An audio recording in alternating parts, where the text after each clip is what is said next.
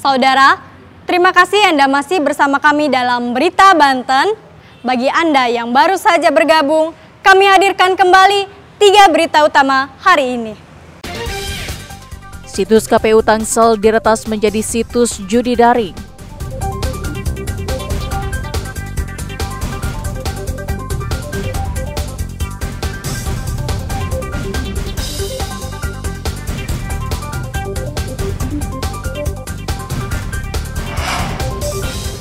Kejari Pandeglang bidik OPD yang masuk daftar temuan BPK.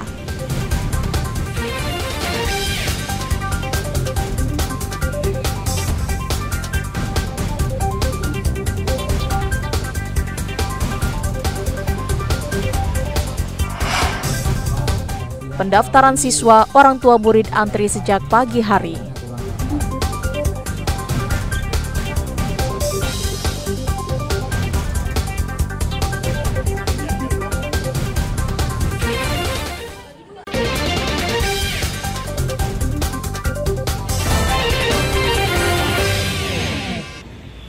Kejaksaan Negeri membidik organisasi perangkat daerah atau OPD di pemerintah Kabupaten Pandeglang yang berdasarkan hasil pemeriksaan BPK melakukan kelebihan pembayaran hingga menjadi temuan.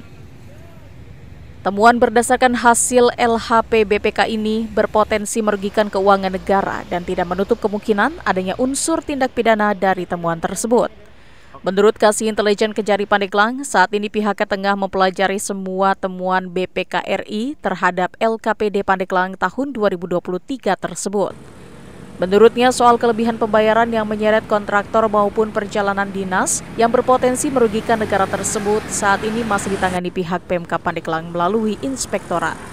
Namun jika dalam 60 hari inspektorat tidak mampu menarik kelebihan pembayaran tersebut, Kejaksaan Negeri akan turun tangan. Kejaksaan sudah mempelajari ya temuan BPK-nya, jadi karena ini potensi adanya kerugian negara jika nanti PD yang ada kelebihan membayar ini tidak ditindaklanjuti, ini potensi kerugian negara. Oleh karena itu kita terus dalami temuan tersebut.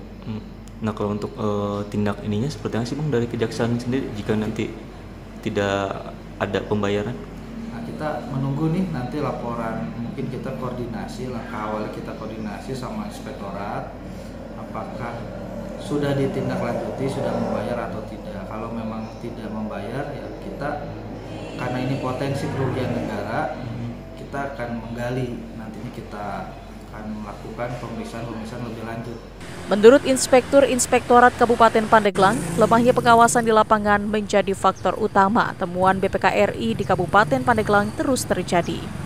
Jika dalam waktu yang telah ditentukan tidak diselesaikan, maka persoalan ini akan diserahkan ke pihak aparat penegak hukum. Kami untuk memberikan teguran, ya otomatis kan yang menegurnya Bupati Pandeglang sudah melakukan teguran, tertulis Pak, sudah, dan juga kami di bawah secara teknis terus memantau dengan pejabat di bawahnya.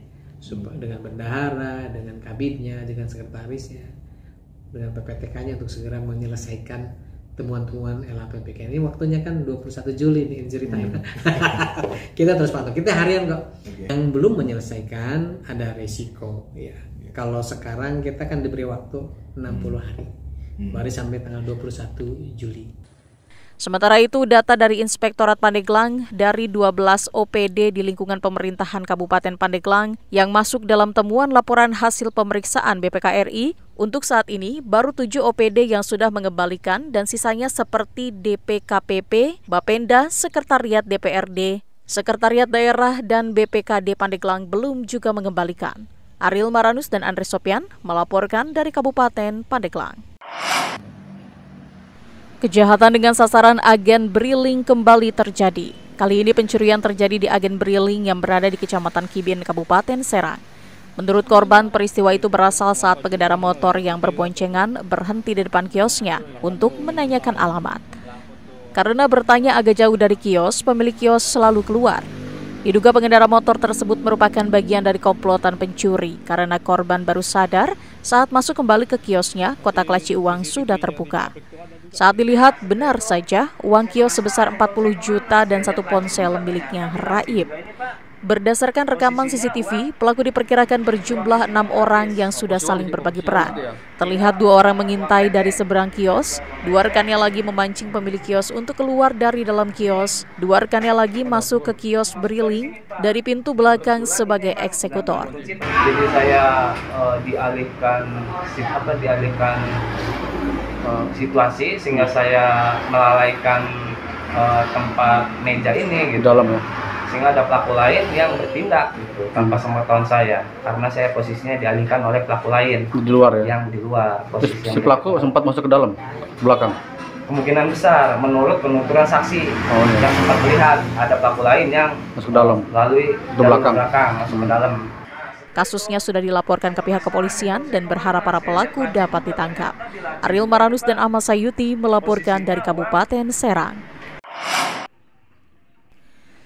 Setiap daerah di Indonesia mempunyai makanan atau cemilan khas yang dapat dijadikan oleh-oleh, sehingga mempunyai nilai ekonomis bagi warga itu sendiri.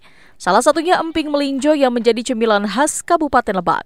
Salah satu sentra pembuatan emping melinjo di Kabupaten Lebak berada di Kampung Sindangsari, Desa Sindangsari, Kecamatan Warung Gunung. Sebagian besar warganya, terutama ibu-ibu, berprofesi sebagai perajin emping melinjo.